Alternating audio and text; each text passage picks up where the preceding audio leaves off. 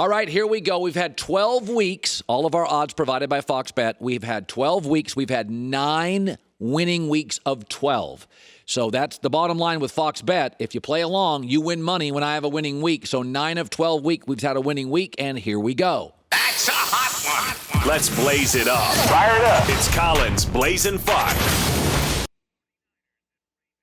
Baltimore minus 5.5. That line keeps moving up. I'm going to take the Ravens at home. Listen, in their last 3 games against good teams, Lamar Jackson, the league is playing catch-up to this team offensively.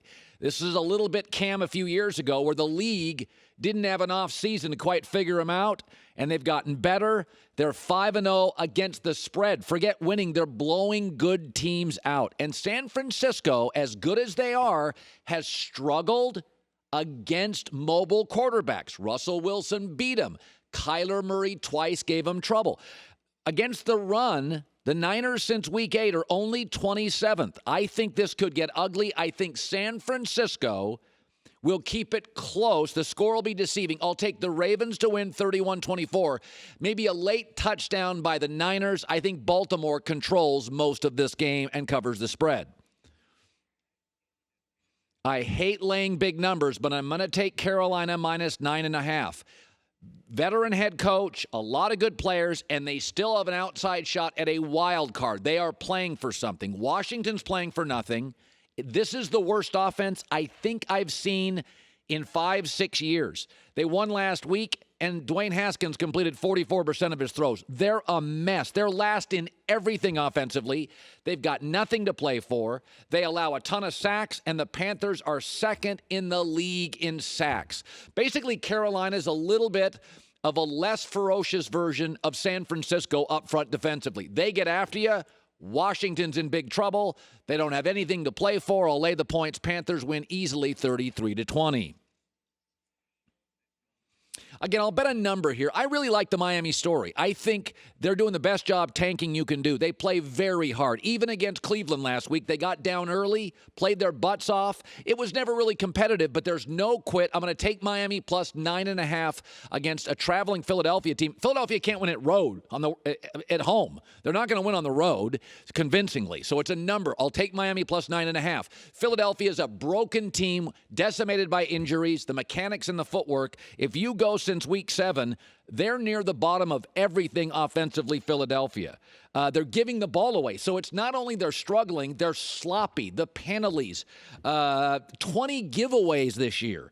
And the Dolphins, by the way, they got off to that horrific start. Baltimore was way better early. We should have noticed that. But Miami's not the same team in week 1. Against the spread, Miami's 5-2 in their last 7 against the spread. They're back home. They're actually healthy. They've got a ton of fight. Philadelphia wins, but I'm taking the 9.5 with Miami. Arizona off a bye at home, getting points, a field goal. I think Arizona is going to win this game. I'm going to take them. Listen, Arizona had fairly low expectations this year.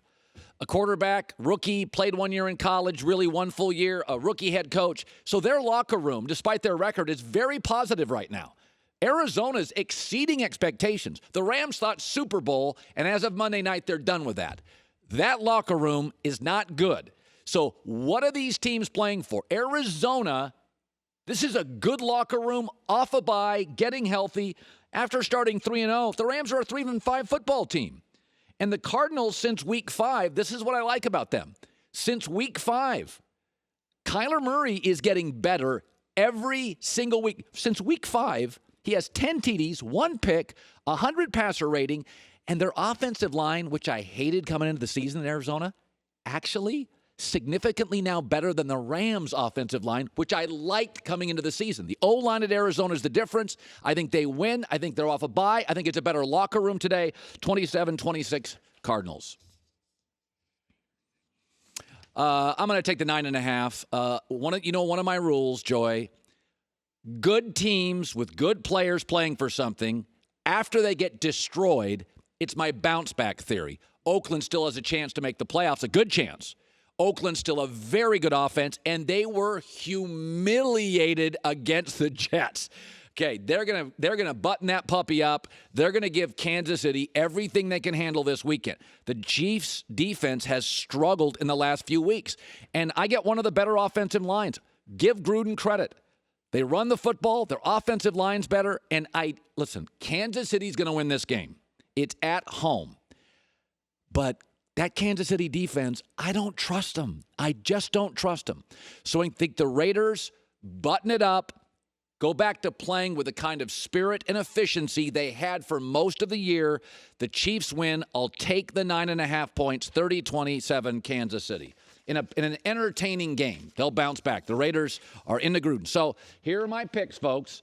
I like the favored Ravens, the favored Panthers. I like my dogs Miami, my dog Arizona, and my dog Oakland. I tend to like underdogs. When you give me a quarterback, Kyler Murray. Give me a quarterback like Kyler Murray and points. You give me Derek Carr and a lot of points. I kind of like that. Hi, everybody. Thanks for watching. Subscribe here to get the latest from the show. Also, be sure to check out more of the best clips from The Herd or go watch a few segments from other shows on FS1.